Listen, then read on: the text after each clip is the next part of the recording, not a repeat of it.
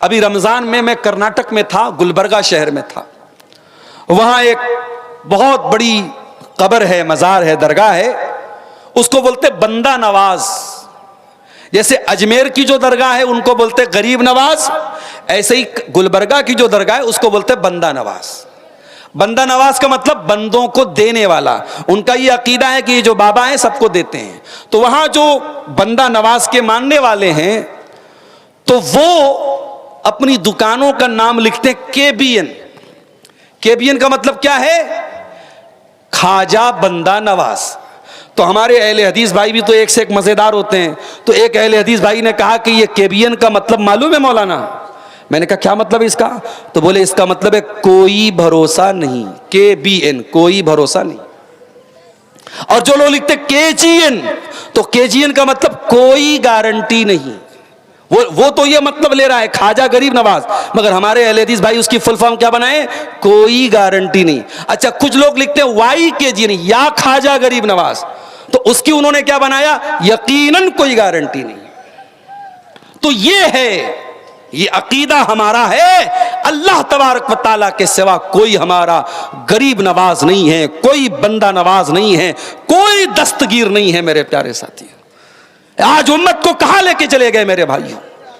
इन बुजुर्गों की कब्रें बना के उनके ऊपर सजदा किया जा रहा है, चादर चढ़ाई जा रही है, औरतों का रेला लगा हुआ है, औरतों की लाइन लगी है।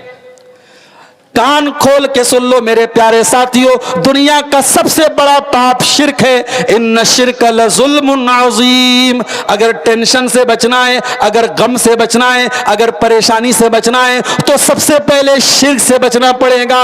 अपने दामन को शिर्क से बचाना होगा। तो ये पहली चीज होगी। इस्लाम में गम का इलाज क्या है? तौहीद को अपना लीजिए मेरे प्यारे साथियों। दूसरी चीज, अभी रमजान का महीना गुजरा, कभी आपने गौर किया रमजान हमें क्या सिखाने आया था? माफ करना, हमने रमजान का सही मतलब नहीं समझा।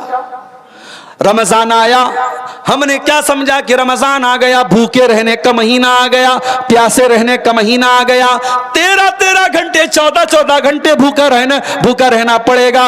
ओ लोगो, रमजान भूखे रहने का नाम नहीं है, रमजान प्यासे रहने का नाम नहीं है। रमजान का असल मकसद क्या है? अब अल्लाह से पूछते हैं। अल्लाह फरमाता है, या अय्युहल्लज़ीना आमनू कुतिबा अलैकुमुस्सियामु कमा कुतिबा अलल्लज़ीना मिन क़ब्लिकुम लअल्लकुम तत्तकून। ऐ ईमान वालो, ये रमजान का रोजा इसलिए फर्ज किया गया है ताकि तुम अल्लाह से तकवा वाले बन जाओ, अल्लाह का तकवा तुम्हारे अंदर पैदा हो जाए, अल्लाह का डर पैदा हो जाए। पता ये चला रमजान हमें तकवा सिखाने आया था। ओ लोगो, एक महीना रोजा रखने के बाद हम सब अपने गिरेबान में झांके कि एक महीना रोजा रखने के बाद अगर हमने तकवा नहीं सीखा, अगर हमने अल्लाह का डर नहीं सीखा, तो हमने क्या सीखा मेरे भाइयों? रमजान हमारा वजन कम करने के लिए नहीं आया था, रमजान हमें भूखा रखने के लिए नहीं आया था, रमजान हमें तकवा सिखाने आया था। और जानना चाहते हो तकवा क्या है? आओ मैं आपको एग्जाम्पल देता हूं तकवा किसको कहते हैं। अभी तो रमजान फरवरी और मार्च में आ गया ना। अभी ये 6-7 साल पहले, 10 साल पहले ये रमजान अप्रैल में आता था, मई में आता था, तब भी हम रोजा रखते थे। अब ये फरवरी में आ गया, मौसम थोड़ा अच्छा हो गया, तब भी हमें रोजा रखना है। और 2030 में जो रमजान आएगा उसमें 2 बार रमजान आएगा, एक बार जनवरी में आएगा, एक बार दिसंबर में आएगा, तब भी हम रोजा रखेंगे। सर्दी का मौसम रहेगा, आसान रहेगा रोजा रखना, तब भी हम रोजा रखेंगे। अब मान लो गर्मी का रोजा है, गर्मी का मौसम है, और आप रोजे की हालत में आपने जोहर की नमाज पढ़ने के लिए वजू बना रहे हैं आप, और वजू बनाने के लिए आपने कुल्ली करने के लिए पानी मुंह में डाला, पानी मुंह में गया। सुबह 4 बजे आपने सहरी खाई है और तब से आपने पानी नहीं पिया है, बिल्कुल हलक सूख करके कांटा बन चुका है। आपने पानी मुंह में डाला, हलक की डिमांड है कि हमको पानी पिला दो, पानी मुंह के अंदर गया है। अगर पानी थोड़ा सा हलक में गिर जाए तो कोई कैमरा तो नहीं लगा है जो रिकॉर्ड कर ले, कोई देखने वाला तो नहीं है जिसको पता चल जाए। मगर गौर करो मेरे साथियों, एक मुसलमान अपना रोजा नहीं तोड़ता है।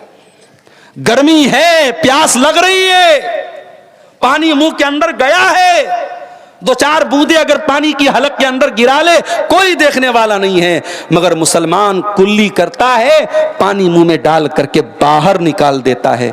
इसी का नाम तकवा है मेरे साथियों। जहां कोई देखने वाला ना हो, जहां किसी का कोई डर ना हो, वहां पर अल्लाह का डर हमारे अंदर पैदा हो जाए, इसी का नाम तो तकवा है। और रमजान तकवा सिखाने के लिए आया था मेरे साथियों। हमने रमजान में खाना छोड़ा था रोजे की हालत में, पानी छोड़ा था रोजे की हालत में, बीवी को छोड़ा था रोजे की हालत में। खाना नहीं खाते थे, बीवी के पास नहीं जाते थे, पानी नहीं पीते थे, ये सब चीजें हलाल थी मगर रोजे की हालत में हराम हो गई। पता ये चला कि रोजा रख करके अल्लाह ताला हमें ये सबक सिखा रहा है, ऐ मेरे बंदे, अगर तू 14 घंटे मेरे कहने पर तू खाना छोड़ सकता है, पानी छोड़ सकता है, तो ऐ मेरे बंदे तू हराम चीजों को क्यों नहीं छोड़ सकता है। आज कितने कारोबार हैं हमारे समाज में जो हराम तरीके से हो रहे हैं। मोबाइल बेचने वाला बजाज फाइनेंस, हमारे यहां ये 0% इंटरेस्ट पर मोबाइल लीजिए, बेच रहे कि नहीं बेच रहे लोग? और मना करो तो जवाब क्या देते? मौलाना धंधा करना है हमको, हम नहीं बेचेंगे फाइनेंस पर, हमारी दुकान नहीं चलेगी। लोग कैश में नहीं खरीदते हैं, लोग नगद नहीं खरीदते, हमें फाइनेंस पर बेचना हमारी मजबूरी है। हराम को मजबूरी बना लिया आपने। जिस नबी ने कहा था कि सूद का खाना हराम है, सूद का खिलाना हराम है, और सूद की गवाही देना हराम है, और सूद को लिखना हराम है, और तू बैठ करके दुकान पर बजाज फाइनेंस के जरिए, सूद के जरिए तू सामान बेच रहा है। यह बात याद रखो मेरे साथियों, किस्तों पर कोई सामान खरीदना बेचना इस्लाम में हराम नहीं है, मगर ये जो बैंकों के थ्रू और फाइनेंस कंपनियों के थ्रू जो फाइनेंस हो रहा है ये हराम है। और क्यों हराम है? क्योंकि उसमें सूद शामिल है।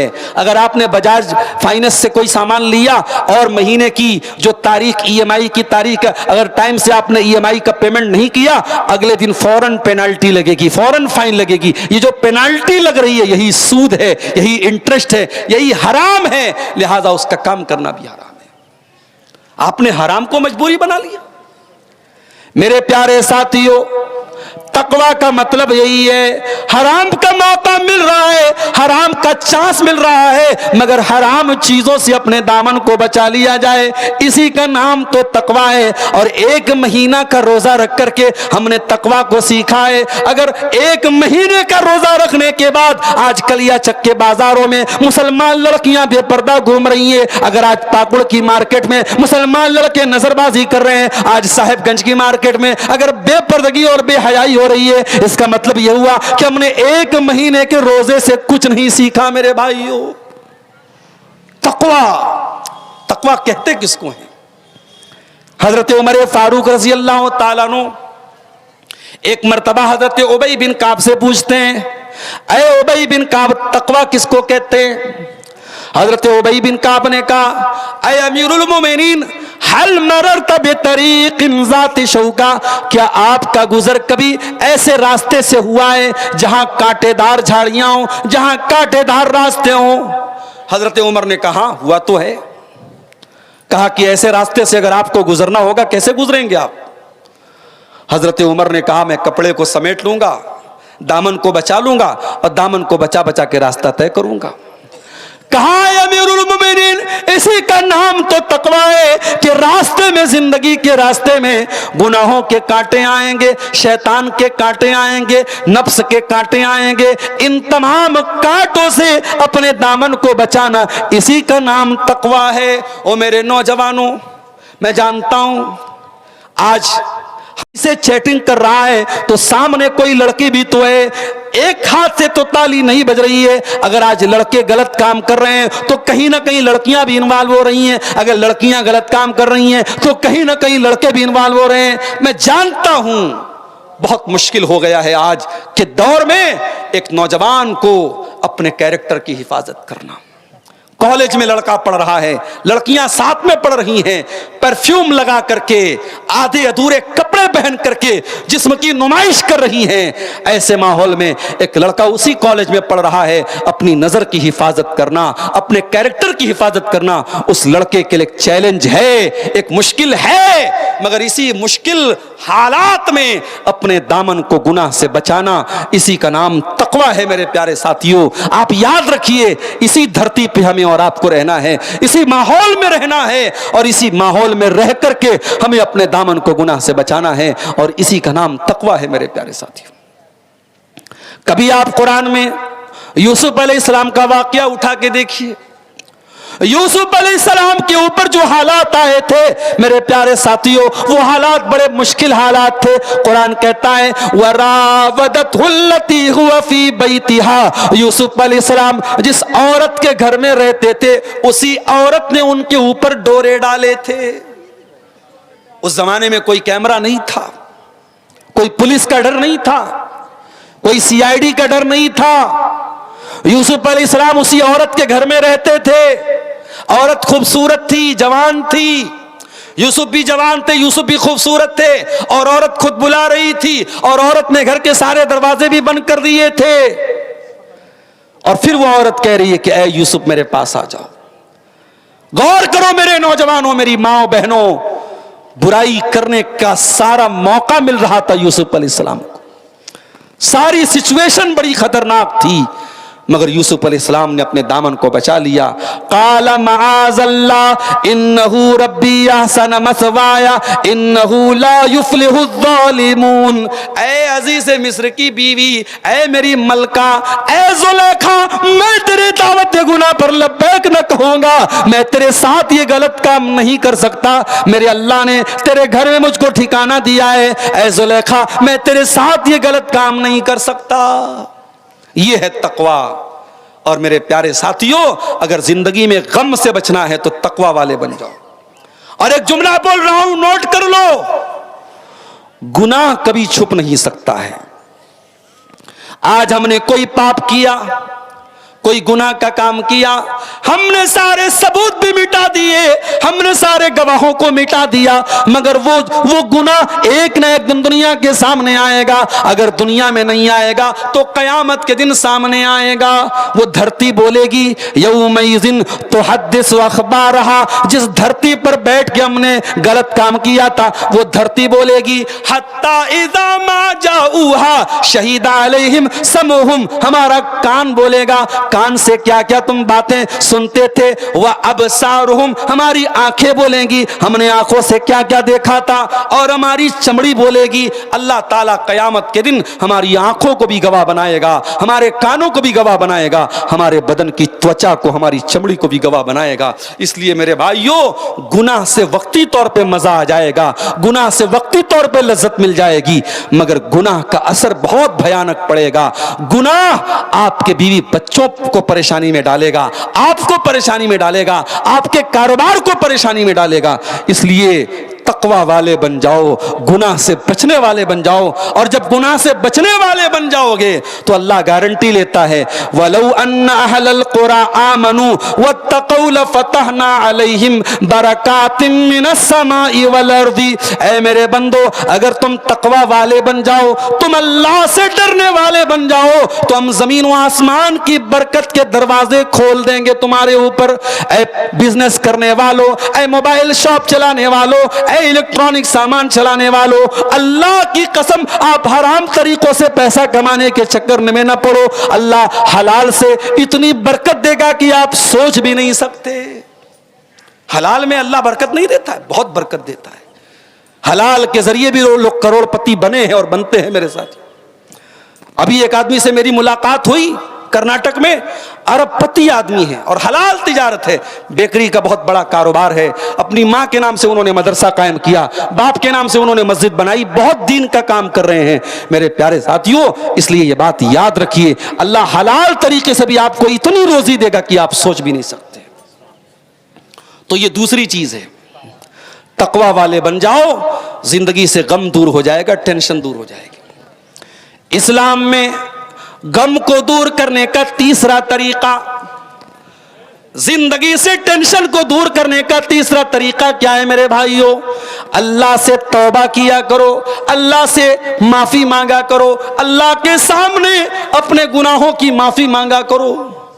ये जलसा हो रहा है, जलसा खत्म हो जाए, घर जाओ, वजू कर लो, और अल्लाह ताला अगर तौफीक दे तो 8 रकात पढ़ लेना, 8 नहीं पढ़ सकते तो 6 पढ़ लेना, 6 भी नहीं पढ़ सकते तो 4 पढ़ लेना, 4 भी नहीं पढ़ पाते तो 2 रकात पढ़ लेना। रात का सन्नाटा है, रात का सुहाना वक्त है, 2 रकात तहज्जुद की नमाज पढ़ लेना और अल्लाह के सामने बैठ जाना और अल्लाह से अपने गुनाहों की माफी मांग लेना, अल्लाह से तौबा कर लेना। मेरे प्यारे साथियों, ये तौबा भी आपकी बहुत सारी मुसीबतों को दूर कर देगी। अभी रमजान में ताक़रातों में हमने क्या दुआ मांगी थी? अल्लाहुम्मा इन्नका अफ़्वुन तुहिब्बुल अफ़्व फ़अफ़ु अन्ना। आय अल्लाह, तू माफ करने वाला है, तू माफी को पसंद करता है। आय अल्लाह, तू हमको भी माफ कर दे। हमने ताक़रातों में, हमने शबे कद्र में भी अल्लाह ताला से तौबा की थी, हमने अल्लाह से माफी मांगी थी। इसलिए मेरे प्यारे साथियों, तौबा किया करो, क्योंकि ये बात नोट कर लो कि हमारे ऊपर जितनी मुसीबतें आती हैं वो हमारे अपने करतूतों का फल होती हैं, अपने कामों की सजा होती है। वमा असाबकुम मिन मुसीबतिन फबिमा कसबत अयदीकुम। ऐ मेरे बंदो, तुम्हारे ऊपर जो भी मुसीबतें आती हैं वो तुम्हारे अपने करतूत का नतीजा होती हैं, अपने गुनाहों की सजा होती है। लिहाजा अल्लाह ताला से मफ़रत तलब किया करो, माफी मांगा करो। हज़रत नूह अलैहिस्सलाम अपनी कौम से कहते हैं, फ़क़ुल्तुस्तग़फ़िरू रब्बकुम इन्नहु कान गफ़्फ़ारा। ऐ मेरी कौम के लोगों, अल्लाह ताला से इस्तिग़फ़ार किया करो, अल्लाह ताला से माफ़ी मांगा करो। अल्लाह बहुत बख्शने वाला है। युरसिलिस समाअ अलैकुम मिदरारा। जब तुम अल्लाह से माफ़ी मांगोगे, जब इस्तिग़फ़ार करोगे, अल्लाह आसमान से बारिश भी नाजिल फरमाएगा। वयुमदिदकुम बिअमवाल। अल्लाह माल भी तुमको देगा। वयजअलकुम जन्नातिन वयजअलकुम अनहारा। अल्लाह माल भी देगा, अल्लाह औलाद भी देगा, अल्लाह बाग भी देगा, अल्लाह नहरें भी देगा। इमाम हसन बसरी के पास एक आदमी आया, उसने कहा, इमाम साहब, कारोबार में बड़ा घाटा हो रहा है, बड़ा नुकसान हो रहा है, कोई दुआ बता दीजिए, कोई तरीका बता दीजिए। इमाम हसन बसरी ने कहा, जाओ इस्तिग़फ़ार करो। दूसरा आदमी आया, इमाम साहब, शादी के कई साल हो गए, औलाद नहीं हो रही है, औलाद की नेमत से महरूम हूं। कहा, जाओ इस्तिग़फ़ार करो। तीसरा आदमी आया, इमाम साहब, बारिश नहीं हो रही है, सूखा पड़ा हुआ है। कहा, जाओ इस्तिग़फ़ार करो। चौथा आया, इमाम साहब, मेरे खेत में पैदावार नहीं हो रही है, मेरे पेड़ों में फल नहीं आ रहा है। कहा, जाओ इस्तिग़फ़ार करो। लोगों ने कहा, ऐ इमाम हसन बसरी, क्या बात है, हर मसले का एक ही हल बता रहे हैं, हर मरज़ की एक ही दवा बता रहे हैं। कहा, वो लोगों, ये दवा मैं नहीं बता रहा हूं, ये दवा कुरान बता रहा है, ये कुरान के 29वें पारे में अल्लाह बता रहा है, फ़क़ुल्तुस्तग़फ़िरू रब्बकुम इन्नहु कान गफ़्फ़ारा युरसिलिस समाअ अलैकुम मिदरारा। इस्तिग़फ़ार से बहुत सारी मुसीबतें मेरे प्यारे साथियों दूर हो जाएंगी। तो इस्लाम में गम का ये तीसरा इलाज है कि हम अल्लाह ताला से तौबा और इस्तिग़फ़ार करें।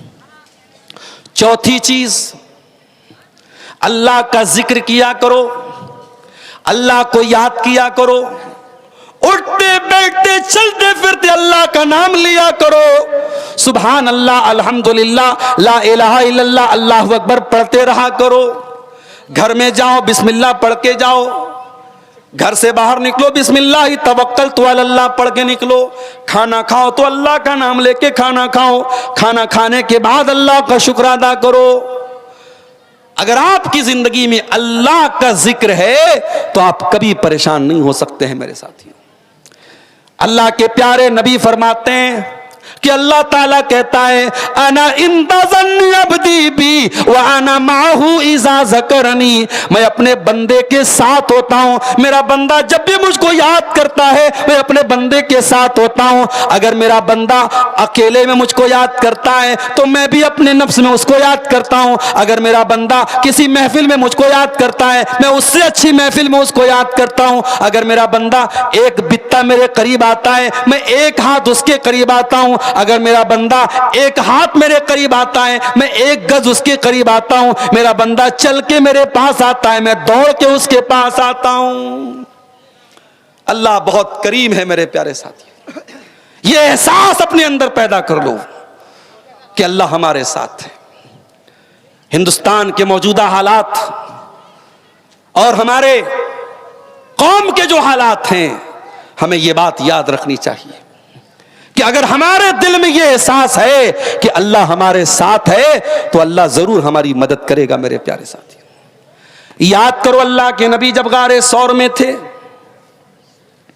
अल्लाह के प्यारे नबी जब गारे सौर में थे अपने अबू बकर सिद्दीक के साथ, अपने दोस्त के साथ, कुरान कहता है इल्ला तंसुरुहु फक़द नसरहुल्लाहु इज़ अख़रजहुल्लज़ीना कफ़रू सानी अस्नैनि इज़ हुमा फ़िल ग़ार इज़ यक़ूलु लिसाहिबिही ला तहज़न इन्नल्लाहा माना।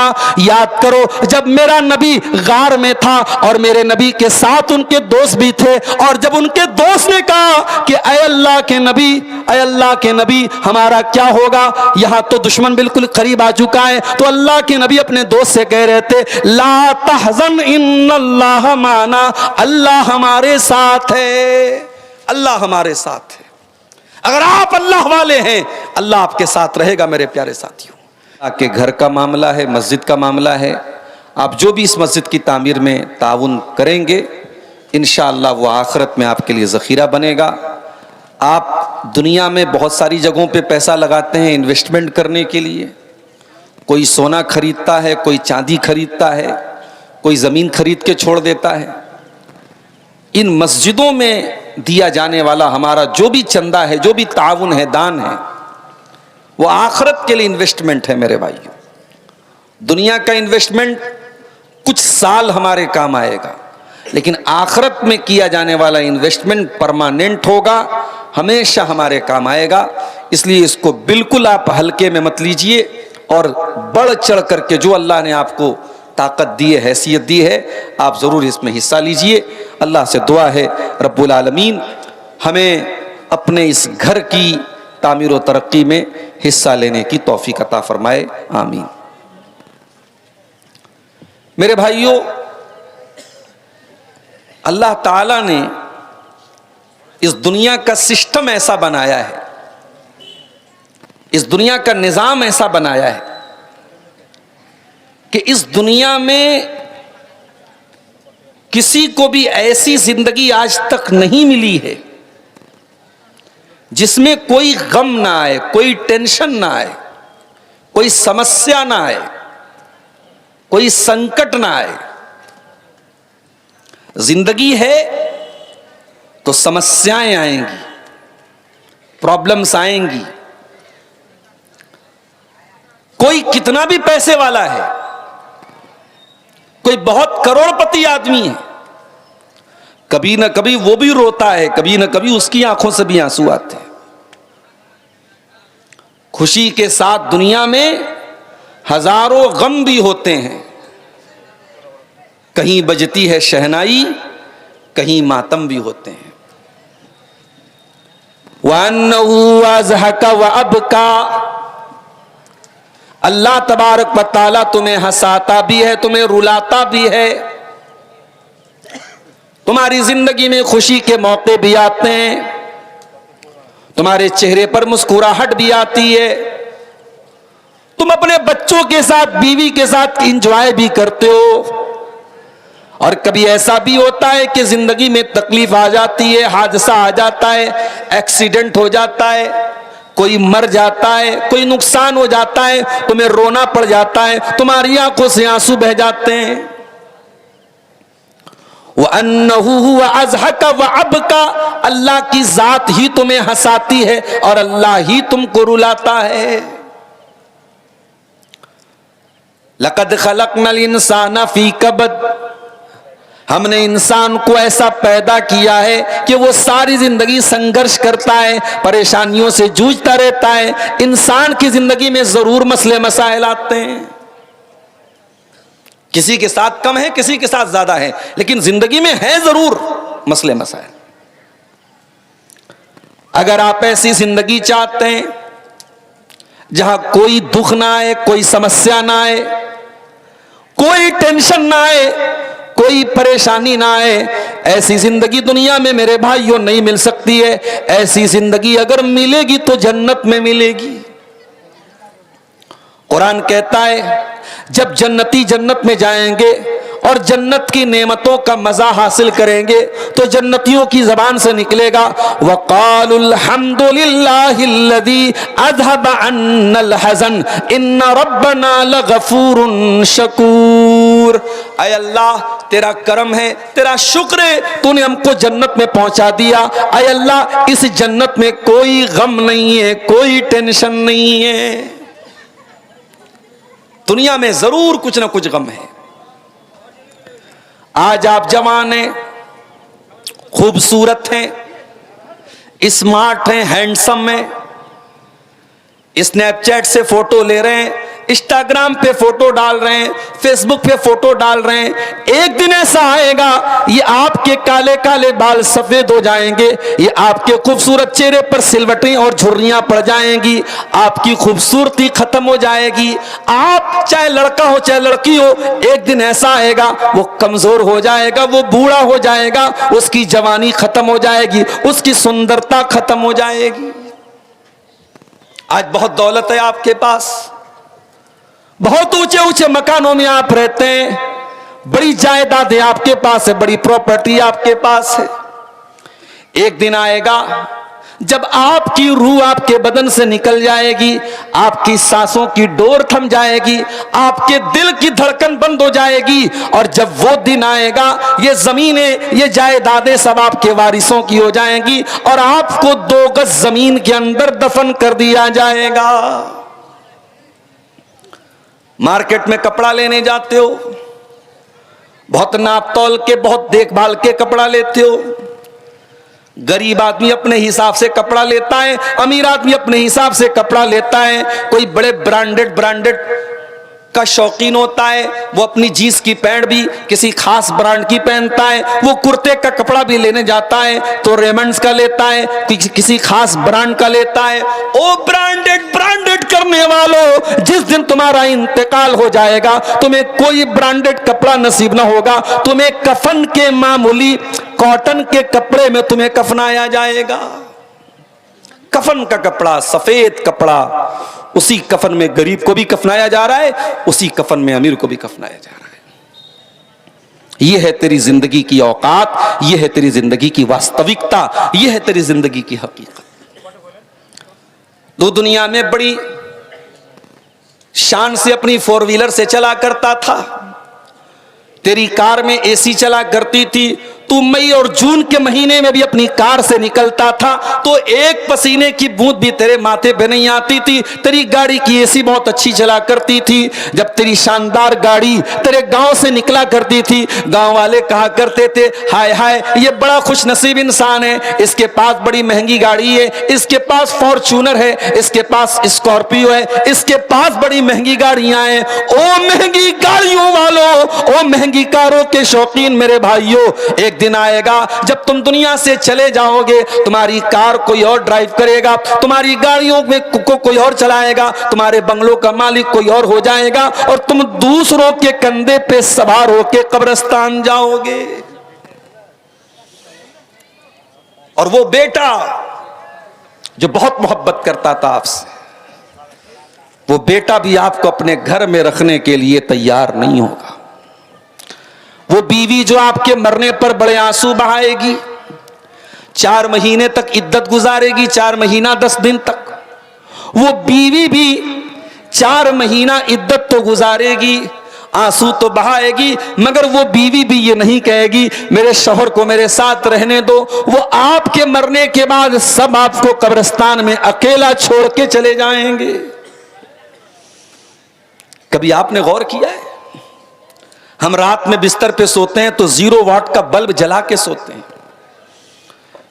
बिल्कुल अंधेरा हमें पसंद नहीं है, कमरे में हल्की सी लाइट जरूर रखते हैं हम मेरे भाइयों। कभी आपने गौर किया जब हम कब्र में जाएंगे वहां तो 0 वाट का बल्ब भी नहीं है, वहां तो नाइट बल्ब भी नहीं है, वहां कोई रोशनी अगर मिलेगी तो आपको अपने ईमान से मिलेगी, वहां अगर कोई रोशनी मिलेगी अपने अमल से मिलेगी, अपने किरदार से मिलेगी।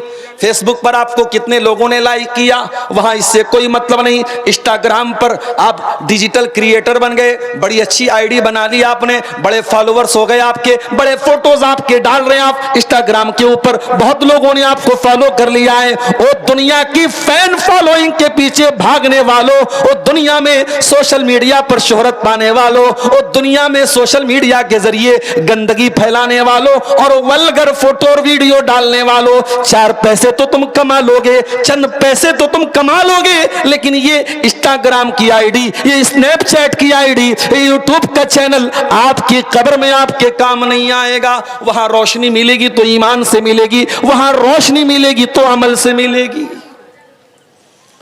अकेला छोड़ के सब लोग चले जाएंगे, लोग मिट्टी देने आएंगे, हाथ छोड़ के चले जाएंगे, कोई पुरसाने हाल नहीं होगा। मेरे प्यारे साथियों, गौर करो मेरे प्यारे साथियों, इंसान सिर्फ अपनी मौत के ऊपर गौर करे, इंसान दहल जाएगा। सिर्फ अपनी मौत के ऊपर गौर कर ले इंसान को पता चल जाएगा इंसान की औकात क्या है, इंसान की हैसियत क्या है, इंसान कितना बेबस और कमजोर है। इसीलिए अल्लाह कुरान के 27वें पारे में फरमाता है, फलौला इदा बलगतिल हुल्कुम व अंतुम हीनइज़िन तंजुरून। मेरे बंदो, जब तुम्हारी जान निकलने का टाइम आता है, जब तुम्हारी रूह के निकलने का टाइम आता है और तुम अपनी आंखों से देखते हो कि कोई इंसान दुनिया से मर रहा है, कोई दुनिया से जा रहा है, बाप मर रहा है, बेटा अपनी आंखों से देख रहा है, माँ का इंतकाल हो रहा है, बेटा अपनी आंखों से देख रहा है, शौहर का इंतकाल हो रहा है, बीवी अपनी आंखों से देख रही है, व अंतुम हीनइज़िन तंजुरून। देख रहे हो तुम्हारा अपना बिछड़ रहा है, तुम्हारा करीबी दुनिया से जा रहा है, मगर तुम कुछ कर नहीं सकते हो। व नहनु अक़रबु इलैहि मिनकुम वलाकिन ला तुबसिरून। मरने वाला दुनिया से जा रहा है, तुम उसकी चारपाई के पास बैठे हो और तुम्हें यह लगता है कि मेरे बाप का इंतकाल हो रहा है और बाप से सबसे करीब में मैं बैठा हूं, मेरे शौहर का इंतकाल हो रहा है और उससे सबसे करीब में मैं बैठी हूं। ऐ अल्लाह के बंदो, व नहनु अक़रबु इलैहि मिनकुम, तुमसे भी ज्यादा करीब उस मरने वाले के अल्लाह है। अल्लाह तो तुमसे भी ज्यादा करीब है, लेकिन अल्लाह तुमको नजर नहीं आ रहा है। वलाकिन ला तुबसिरून, तुम देख नहीं रहे हो, अल्लाह तो तुमसे भी ज्यादा करीब है। फलौला इन कुंतुम गैर मदीनीन तरजिऊनहा इन कुंतुम सादिकीन। ओ दुनिया वालों, तुम्हें अगर ऐसा लगता है तुम दुनिया में ऐसे ही पैदा हो गए हो। कल मैं इसी झारखंड का एक इलाका है मडरो, वहां एक बहुत बड़ा पार्क है, उसको फॉसिल पार्क बोलते हैं। वहां कुछ हमारे साथी लोग थे, उन्होंने कहा मौलाना चलिए आपको फॉसिल पार्क की सैर करा देते हैं। दोपहर का टाइम था, मैंने कहा चलो भाई खाली है चलते हैं। गए उस पार्क में, तो वहां जो है हजारों साल पहले जो पेड़ थे, हजारों साल पहले वो पेड़ पत्थर बन गए। अल्लाह की कुदरत से पेड़ पत्थर बन गए। उसी को इंग्लिश में फॉसिल कहते हैं, हिंदी में उसको जीवाश्म बोलते हैं। तो उस पार्क में ऐसे पत्थरों को इकट्ठा कर किया गया है, उसको सजाया गया है। तो वहां एक म्यूजियम भी था। म्यूजियम में हम लोग गए तो वहां पे एक फिल्म हमको दिखाई गई, एक डॉक्यूमेंट्री हमको दिखाई गई। तो डॉक्यूमेंट्री में पूरी दुनिया का इतिहास बताया गया कि ये धरती कैसे बनी, ये कायनात कैसे बनी। अब साइंस वाले तो यही बताते हैं कि कायनात में सिर्फ धूल ही धूल थी। अचानक एक बहुत जोरदार धमाका हुआ, जमीन अलग हो गई, सूरज अलग हो गया, मंगल ग्रह अलग हो गया, सारे जितने गैलेक्सीज हैं सब अलग अलग हो गई। साइंस तो यही बोलती है ना, साइंस थोड़ी बोलती है कि अल्लाह ने बनाया है। तो साइंस ये कहते हैं सब कुछ अपने आप हो गया। अपने आप जमीन बन गई, अपने आप आसमान बन गया, अपने आप बारिश होने लगी, अपने आप जानवर पैदा हो गए, डायनासोर पैदा हो गए, फिर दुनिया में बंदर आया, फिर बंदर थोड़ा खड़ा होकर चलने लगा, फिर बंदर से इंसान बन गया, फिर इंसान थोड़ा और तरक्की याफ्ता हो गया। यही साइंस यही बताती। तो मैं वो डॉक्यूमेंट्री देख रहा था तो मुझे कुरान की आयत याद आ गई कि साइंस ये कहती है कि साहब आपके ऊपर कोई शक्ति नहीं है, आपके ऊपर कोई ताकत नहीं है। कुरान कहता है फलौला इन कुंतुम गैर मदीनीन, ऐ मेरे बंदो अगर तुम्हारे ऊपर कोई शक्ति नहीं है, तुम्हारे ऊपर कोई ताकत नहीं है, तुम्हें कोई बनाने वाला नहीं है, तुम्हें कोई पैदा करने वाला नहीं है, तो तुम मरने वाले को बचा के दिखा लो, तुम उसकी रूह को वापस करके दिखा लो। तरजिऊनहा इन कुंतुम सादिकीन, तुम मरने वाले की जान को वापस पैदा कर दो। नहीं कर सकते, नहीं कर सकते। आज तक दुनिया में मरने के बाद किसी इंसान को जिंदा नहीं किया जा सका है। जब तक अल्लाह ताला का हुक्म ना हो, मरने के बाद कोई दोबारा जिंदा। साइंस ने बहुत तरक्की कर ली, साइंस आज तक नहीं समझ पाई कि इंसान मर कैसे जाता है, इंसान की रूह कैसे निकल जाती है।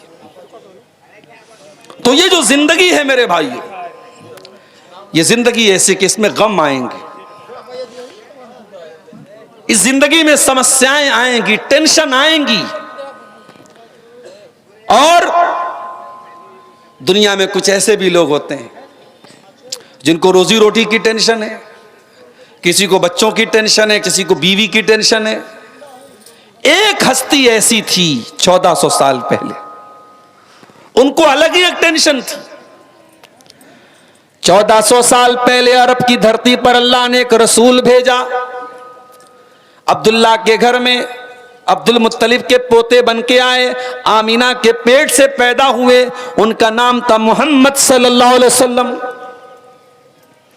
अल्लाह ने उनको अपना आखिरी नबी बनाया, और अल्लाह के उस आखिरी नबी को क्या टेंशन थी मेरे भाइयों। कुरान कहता है फलअल्लका बाखिउन नफ्सका अला आसारिहिम इल्लम युमिनु बिहाज़ल हदीस असफा।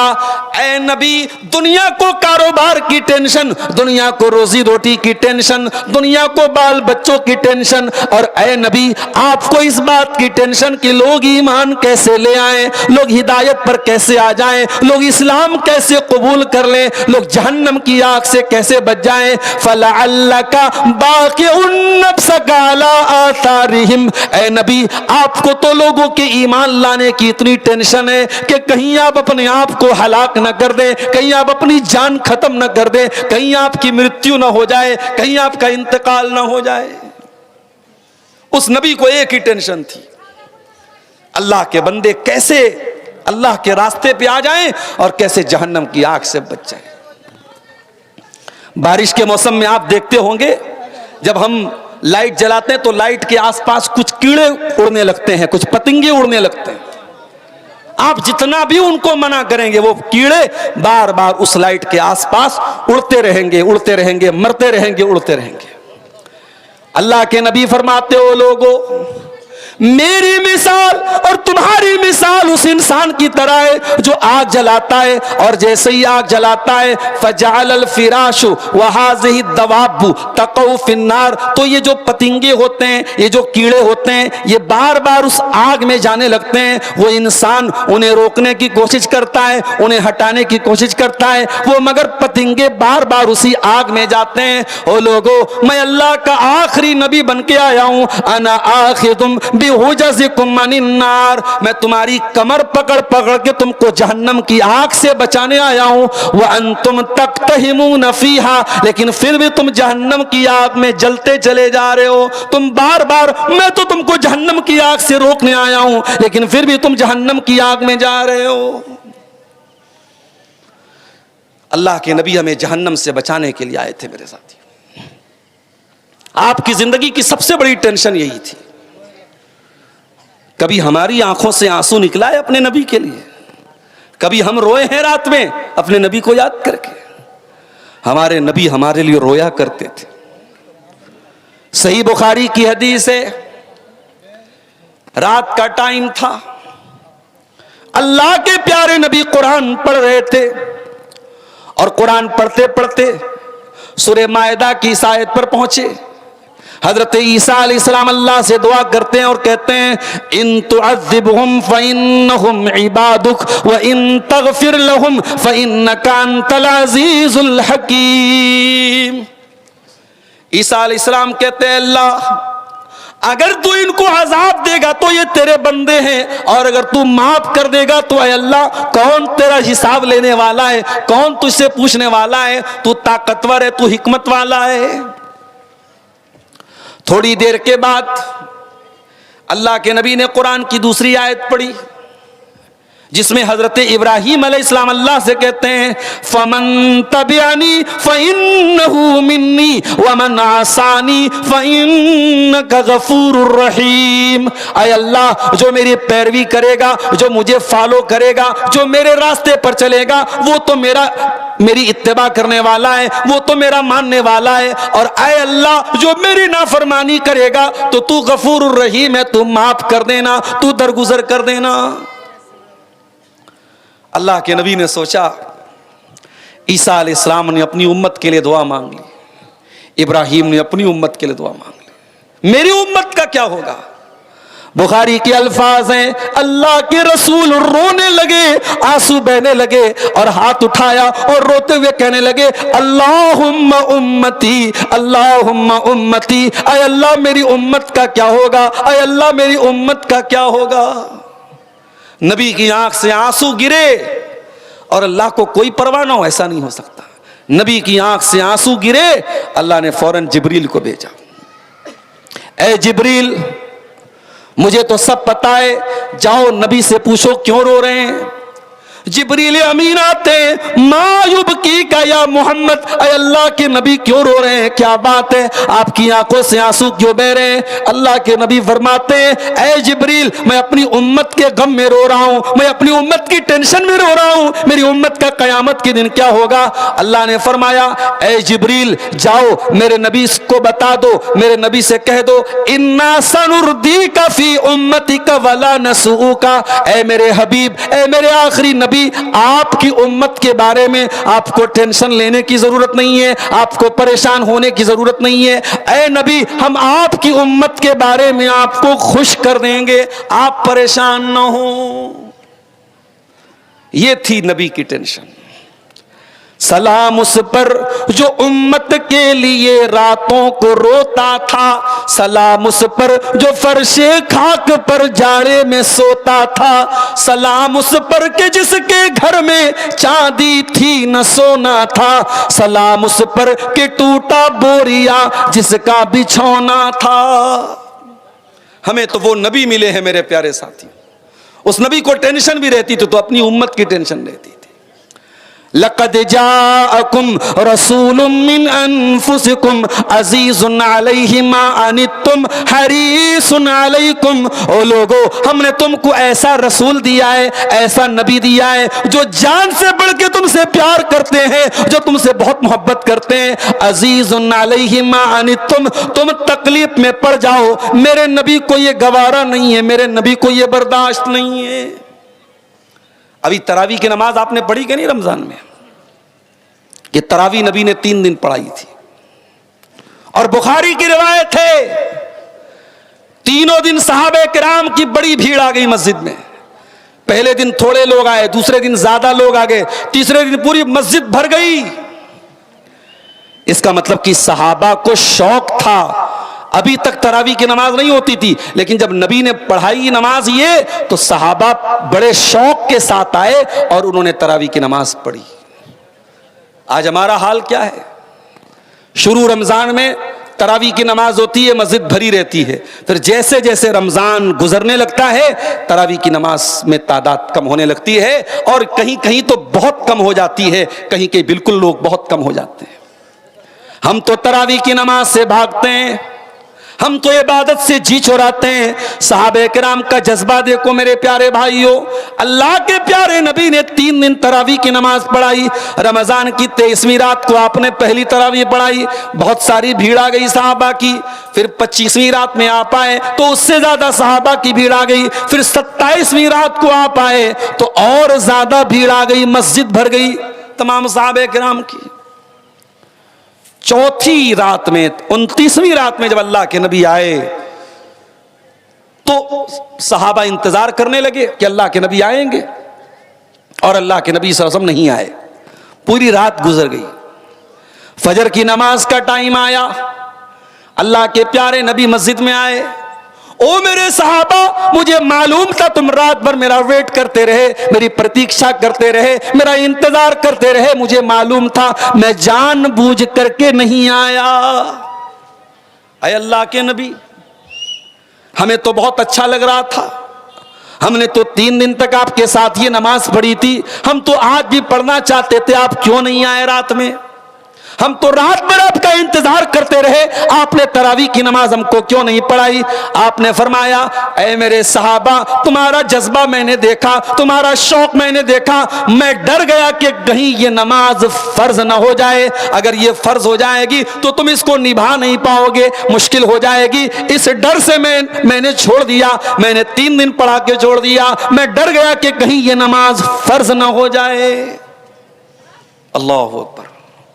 नबी को अपनी उम्मत का इतना ख्याल है कि कहीं ये नमाज फर्ज ना हो जाए और मेरी उम्मत के लिए परेशानी ना बन जाए। उसके बाद अल्लाह के रसूल ने तरावी की नमाज जमात के साथ नहीं पढ़ाई। हजरत उमर का दौर आया तो हजरत उमर ने लोगों से कहा कि अल्लाह के रसूल ने तरावी की नमाज इसलिए जमात से 3 दिन के बाद पढ़ाना बंद कर दिया था कि कहीं फर्ज ना हो जाए। अब फर्ज होने का डर खत्म हो गया है, लिहाजा दोबारा जमात से तरावी की नमाज होनी चाहिए। फिर हजरत उमर ने फिर से तरावी को स्टार्ट कराया और वहां से लेके आज तक उम्मत तरावी की नमाज जमात के साथ पढ़ती है। तो अल्लाह के नबी को टेंशन होती थी अपनी उम्मत की। मेरे भाइयों, हमारी जिंदगी में भी बहुत सारी टेंशनें होती हैं। इन टेंशनों का इलाज क्या है? हमारी समस्याओं का समाधान क्या है? हमारी प्रॉब्लम का सॉल्यूशन क्या है? हम अपने मसले को कहां लेके जाए, कहां हल करें?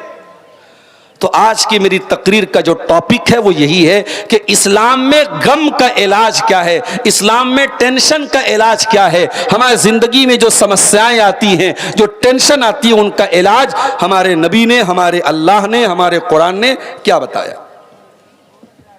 आइए हम कुरान और हदीस की रोशनी में तलाश करने की कोशिश करते हैं। मेरे प्यारे साथियों, अगर आप अपने गम को दूर करना चाहते हैं, अगर टेंशन को दूर करना चाहते हैं, तो कुरान कहता है पहला काम क्या करना है? तौहीद पर आना है। अगर आप एक अल्लाह के मानने वाले, अगर आप तौहीद पे चलने वाले, दुनिया की बड़ी से बड़ी मुसीबत आ जाए, बड़ा से बड़ा गम आ जाए, आपका कुछ भी बिगड़ने वाला नहीं है। फ़अक़िम वजहक लिद्दीन हनीफ़ा फितरतल्लाहिल्लती फ़तरन्नास अलैहा। ऐ मेरे नबी, आप अपना चेहरा उस अल्लाह की तरफ कर लीजिए जिस अल्लाह ने पैदा किया है। और ऐ मेरे नबी, ये तौहीद ही इंसान की फितरत है, जिस फितरत पर अल्लाह ने पैदा किया है। अल्लाह ने हमें तौहीद पर पैदा किया है।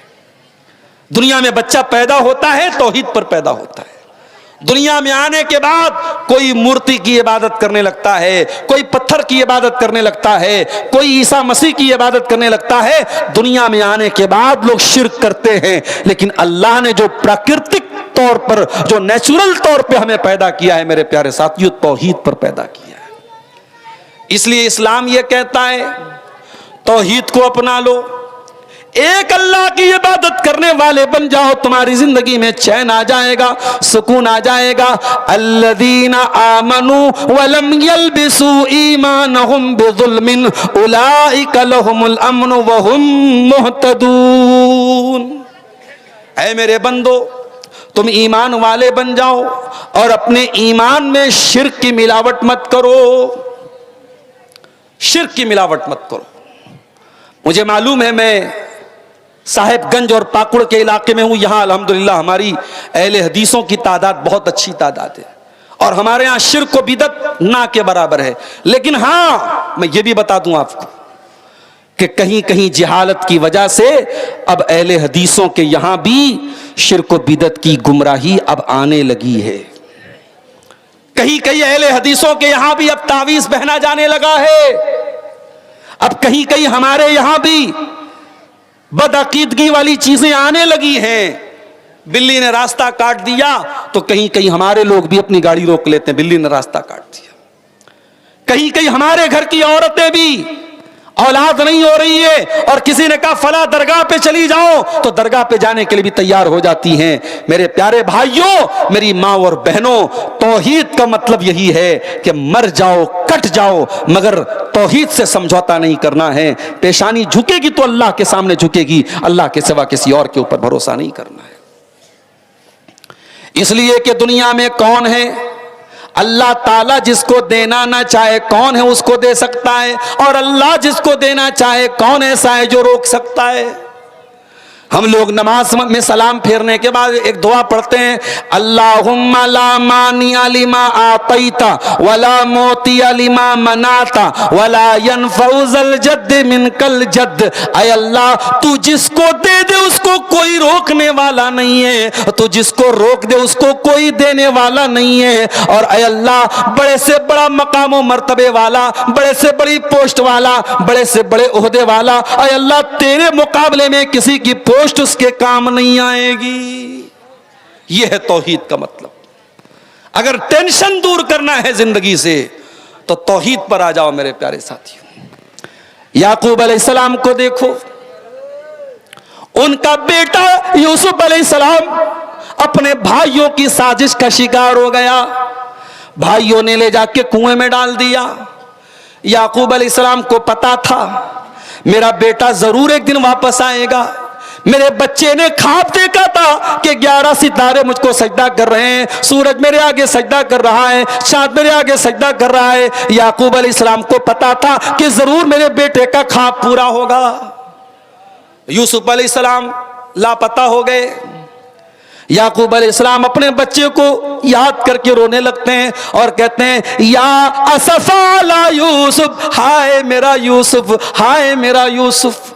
लोग कहने लगते हैं, ऐ याकूब अलैहिस्सलाम क्यों याद करते हो यूसुफ को, क्यों याद करते हो यूसुफ को? यूसुफ को याद कर करके कहीं खत्म ना हो जाना, कहीं हलाक ना हो जाना। हजरत याकूब अलैहिस्सलाम कहते हैं, इन्नमा अश्कू बस्ती व हुज़नी इलल्लाह। ऐ अल्लाह, मैं शिकवा करता हूं तो तेरी बारगाह में करता हूं। ऐ अल्लाह, मैं आंसू बहाता हूं तो तेरे आगे बहाता हूं। इसलिए मेरे प्यारे साथियों, अगर टेंशन को दूर करना है तो तौहीद वाले बन जाओ, एक अल्लाह के ऊपर ईमान रखने वाले बन जाओ। जिस इंसान की जिंदगी में तौहीद होगी वो बड़ी से बड़ी टेंशन का सामना कर सकता है। और ये भी याद रखो, तौहीद का अपोजिट है शिर्क, और शिर्क एक ऐसा पाप, एक ऐसा गुनाह है जो अल्लाह कभी माफ नहीं करेगा। इन्नल्लाह ला यगफिरु अन युशरक बिही व यगफिरु मा दून ज़ालिका लिमन यशा। मेरे बंदो, हम शिर्क को माफ नहीं करेंगे। शिर्क से छोटा कोई गुनाह करके आओगे माफ कर देंगे, शिर्क माफ होने वाला नहीं है। अल्लाह ताला शिर्क को माफ नहीं करेगा। और यह भी याद रखो, अगर कोई शिर्क की हालत में मर गया, हमारा अपना बाप ही क्यों ना हो, अपनी माँ ही क्यों ना हो, हम उसके लिए मगफरत की दुआ भी नहीं कर सकते। मा काना लिन्नबिय्य वल्लज़ीना आमनू अन यस्तगफिरू लिल मुशरिकीना वलौ कानू उली कुर्बा। ऐ नबी, आपको भी अधिकार नहीं है, ऐ मुसलमानों तुमको भी अधिकार नहीं है कि कोई शिर्क की हालत में मर जाए और तुम उसके लिए मगफरत की दुआ करो। किसी मुशरिक के लिए मगफरत की दुआ करने की इजाजत नहीं है आपको। मेरे प्यारे साथी, अल्लाह के नबी को एक मरतबा अपनी माँ की याद आई। आपने मां को 5 साल की उम्र में खो दिया था, 6 साल की उम्र। अल्लाह के नबी को मां का प्यार नहीं मिल पाया। 6 साल की उम्र में आपकी मां का इंतकाल हो गया। आपने दुनिया को माँ का मर्तबा बताया, दुनिया को माँ का मकाम बताया, मगर माँ की सेवा करने का, माँ की खिदमत करने का मौका अल्लाह के नबी को नहीं मिल पाया। जिन औरतों ने आपको दूध पिलाया था, हजरत हलीमा, हजरत सुवैबा, हजरत उम्मे ऐमन, जो आपकी रज़ाई माएँ थी, जो आपको दूध पिलाने वाली माएँ थी, जब कभी ये आती थी तो अल्लाह के रसूल उनको बहुत सम्मान देते थे, बहुत इज्जत देते थे। एक मर्तबा हजरत हलीमा आ जाती हैं, अल्लाह के नबी अपनी रज़ाई माँ को ये देख लेते हैं कि हलीमा आई हैं, अल्लाह के नबी अपनी चादर उतार के बिछा देते हैं, अम्मा हलीमा आ जाओ, मेरी चादर पे बैठ जाओ, ये आपके बेटे की चादर है। इतनी मोहब्बत करते थे अल्लाह के नबी। मां को आपने 6 साल की उम्र में खो दिया। अब जाहिर है 6 साल का बच्चा अपनी मां से जुदा हो जाए तो जिंदगी के हर मोड़ पर उसको मां की याद आती है। एक मर्तबा अल्लाह के नबी को अपनी मां की बहुत याद आई।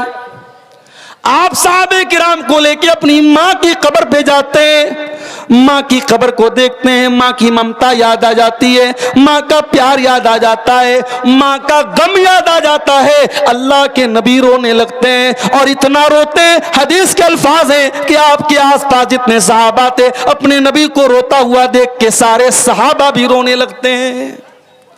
फिर आपने रोते हुए फरमाया, ओ लोगो, मैंने अल्लाह से इजाजत मांगी थी कि मैं अपनी मां की मगफरत की दुआ करना चाहता हूं, फलम युज़न ली, अल्लाह ने मुझको इजाजत नहीं दी, क्योंकि मां तौहीद पर नहीं थी, मां अपने बाप दादा के मजहब पर थी, शिर्क पर थी, इसलिए अल्लाह ने मां की मगफरत की दुआ की इजाजत भी नहीं दी।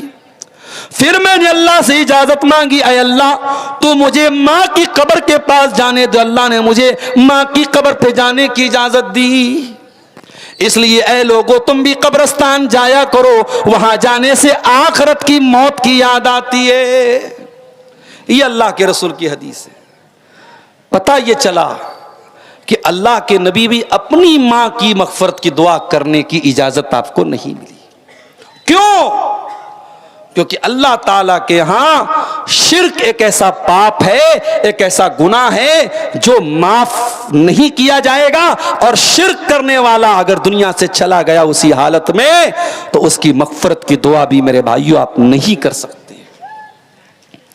सोचो मेरे प्यारे साथियों, कितनी बड़ी बदनसीबी की बात है, एक इंसान की मां का इंतकाल हो जाए, एक इंसान के बाप का इंतकाल हो जाए, और वो जब दुआ के लिए हाथ उठाए तो अपने बाप के लिए दुआ न कर पाए, अपनी मां के लिए दुआ न कर पाए। ये इतना बड़ा गुनाह है मेरे प्यारे साथियों। इसलिए हर हाल में अपने दामन को शिर्क से बचाना, कोई ऐसा काम मत करना जो शिर्क हो, अल्लाह की जात में किसी को शरीक मत करना, अल्लाह का अधिकार किसी और को मत देना मेरे प्यारे साथी। अभी एक वीडियो मैंने देखा, एक बच्चा था, जवान लड़का था, अपनी मां को चूम रहा था, जवान लड़का अपनी मां का पैर चूम रहा था और ऐसे अंदाज से चूम रहा था ऐसा लग रहा था मां के आगे सजदा कर रहा है। ये अमल भी ठीक नहीं है मेरे प्यारे साथियों। मां का सम्मान करने की इजाजत इस्लाम ने दी है, लेकिन मां का पैर चूमना और ऐसे अंदाज में चूमना ऐसा लगे कि आप मां को सजदा कर रहे हैं, इस बात की इस्लाम में इजाजत नहीं है। व अन्नल मसाजिद लिल्लाहि फला तदऊ मअल्लाहि अहदा। ऐ लोगों, कान खोल करके सुन लो, सजदा करना सिर्फ अल्लाह के लिए जायज है, किसी और के आगे सजदा नहीं कर सकते। अभी रमजान में मैं कर्नाटक में था, गुलबर्गा शहर में था। वहां एक बहुत बड़ी कब्र है, मजार है, दरगाह है, उसको बोलते बंदा नवाज। जैसे अजमेर की जो दरगाह है उनको बोलते गरीब नवाज, ऐसे ही गुलबर्गा की जो दरगाह है उसको बोलते बंदा नवाज। बंदा नवाज का मतलब बंदों को देने वाला। उनका ये अकीदा है कि ये जो बाबा हैं सबको देते हैं। तो वहां जो बंदा नवाज के मानने वाले हैं तो वो अपनी दुकानों का नाम लिखते हैं केबीएन। केबीएन का मतलब क्या है? खाजा बंदा नवाज। तो हमारे अहले हदीस भाई भी तो एक से एक मजेदार होते हैं। तो एक अहले हदीस भाई ने कहा कि ये केबीएन का मतलब मालूम है मौलाना? मैंने कहा क्या मतलब है इसका? तो बोले इसका मतलब है कोई भरोसा नहीं, KBN, कोई भरोसा नहीं। और जो लोग लिखते KGN, तो KGN का मतलब कोई गारंटी नहीं। वो तो ये मतलब ले रहा है ख्वाजा गरीब नवाज, मगर हमारे अहले हदीस भाई उसकी फुल फॉर्म क्या बनाए? कोई गारंटी नहीं। अच्छा, कुछ लोग लिखते हैं YKGN, या ख्वाजा गरीब नवाज, तो उसकी उन्होंने क्या बनाया? यकीनन कोई गारंटी नहीं। तो ये है, ये अकीदा हमारा है, अल्लाह तबारक व तआला के सिवा कोई हमारा गरीब नवाज नहीं है, कोई बंदा नवाज नहीं है, कोई दस्तगीर नहीं है। मेरे प्यारे साथी, आज उम्मत को कहां लेके चले गए मेरे भाइयों? इन बुजुर्गों की कब्रें बना के उनके ऊपर सजदा किया जा रहा है, चादर चढ़ाई जा रही है, औरतों का रेला लगा हुआ है, औरतों की लाइन लगी है। कान खोल के सुन लो मेरे प्यारे साथियों, दुनिया का सबसे बड़ा पाप शिर्क है। इन्न शिर्क लज़ुल्मुन अज़ीम। अगर टेंशन से बचना है, अगर गम से बचना है, अगर परेशानी से बचना है, तो सबसे पहले शिर्क से बचना पड़ेगा। अपने दामन को शिर्क से बचाना होगा। तो ये पहली चीज होगी। इस्लाम में गम का इलाज क्या है? तौहीद को अपना लीजिए मेरे प्यारे साथियों। दूसरी चीज, अभी रमजान का महीना गुजरा, कभी आपने गौर किया रमजान हमें क्या सिखाने आया था? माफ करना, हमने रमजान का सही मतलब नहीं समझा। रमजान आया, हमने क्या समझा कि रमजान आ गया, भूखे रहने का महीना आ गया, प्यासे रहने का महीना आ गया, 13-13 घंटे 14-14 घंटे भूखा रहना पड़ेगा। ओ लोगो, रमजान भूखे रहने का नाम नहीं है, रमजान प्यासे रहने का नाम नहीं है। रमजान का असल मकसद क्या है? अब अल्लाह से पूछते हैं। अल्लाह फरमाता है, या अय्युहल्लज़ीना आमनू कुतिबा अलैकुमुस्सियामु कमा कुतिबा अलल्लज़ीना मिन क़ब्लिकुम लअल्लकुम तत्तकून। ऐ ईमान वालो, ये रमजान का रोजा इसलिए फर्ज किया गया है ताकि तुम अल्लाह से तकवा वाले बन जाओ, अल्लाह का तकवा तुम्हारे अंदर पैदा हो जाए, अल्लाह का डर पैदा हो जाए। पता ये चला रमजान हमें तकवा सिखाने आया था। ओ लोगो, एक महीना रोजा रखने के बाद हम सब अपने गिरेबान में झांके कि एक महीना रोजा रखने के बाद अगर हमने तकवा नहीं सीखा, अगर हमने अल्लाह का डर नहीं सीखा, तो हमने क्या सीखा मेरे भाइयों? रमजान हमारा वजन कम करने के लिए नहीं आया था, रमजान हमें भूखा रखने के लिए नहीं आया था, रमजान हमें तकवा सिखाने आया था। और जानना चाहते हो तकवा क्या है? आओ मैं आपको एग्जाम्पल देता हूं तकवा किसको कहते हैं। अभी तो रमजान फरवरी और मार्च में आ गया ना। अभी ये 6-7 साल पहले, 10 साल पहले ये रमजान अप्रैल में आता था, मई में आता था, तब भी हम रोजा रखते थे। अब ये फरवरी में आ गया, मौसम थोड़ा अच्छा हो गया, तब भी हमें रोजा रखना है। और 2030 में जो रमजान आएगा उसमें 2 बार रमजान आएगा, एक बार जनवरी में आएगा, एक बार दिसंबर में आएगा, तब भी हम रोजा रखेंगे। सर्दी का मौसम रहेगा, आसान रहेगा रोजा रखना, तब भी हम रोजा रखेंगे। अब मान लो गर्मी का रोजा है, गर्मी का मौसम है, और आप रोजे की हालत में आपने जोहर की नमाज पढ़ने के लिए वजू बना रहे हैं आप, और वजू बनाने के लिए आपने कुल्ली करने के लिए पानी मुंह में डाला, पानी मुंह में गया। सुबह 4 बजे आपने सहरी खाई है और तब से आपने पानी नहीं पिया है, बिल्कुल हलक सूख करके कांटा बन चुका है। आपने पानी मुंह में डाला, हलक की डिमांड है कि हमको पानी पिला दो, पानी मुंह के अंदर गया है। अगर पानी थोड़ा सा हलक में गिर जाए तो कोई कैमरा तो नहीं लगा है जो रिकॉर्ड कर ले, कोई देखने वाला तो नहीं है जिसको पता चल जाए। मगर गौर करो मेरे साथियों, एक मुसलमान अपना रोजा नहीं तोड़ता है।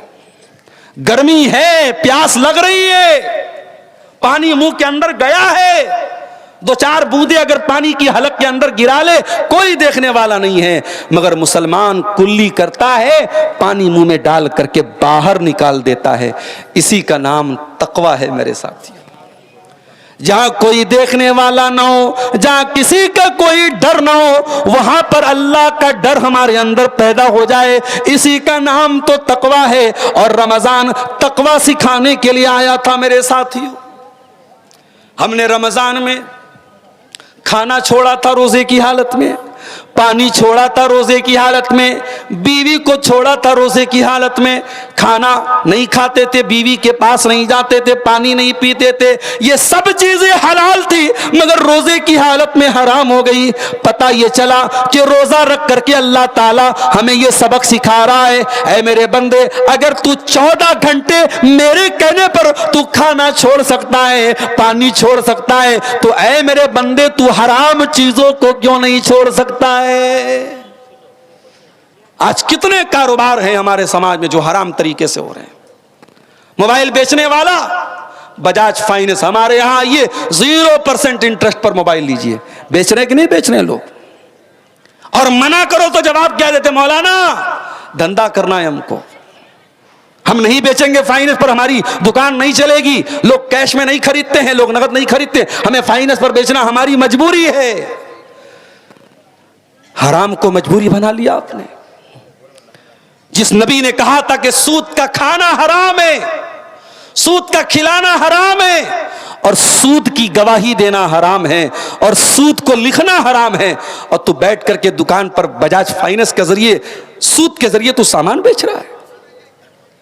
यह बात याद रखो मेरे साथियों, किस्तों पर कोई सामान खरीदना बेचना इस्लाम में हराम नहीं है, मगर ये जो बैंकों के थ्रू और फाइनेंस कंपनियों के थ्रू जो फाइनेंस हो रहा है ये हराम है। और क्यों हराम है? क्योंकि उसमें सूद शामिल है। अगर आपने बजाज फाइनेंस से कोई सामान लिया और महीने की जो तारीख ईएमआई की तारीख, अगर टाइम से आपने ईएमआई का पेमेंट नहीं किया, अगले दिन फौरन पेनाल्टी लगेगी, फौरन फाइन लगेगी। ये जो पेनाल्टी लग रही है यही सूद है, यही इंटरेस्ट है, यही हराम है, लिहाजा उसका काम करना भी हराम है। आपने हराम को मजबूरी बना लिया।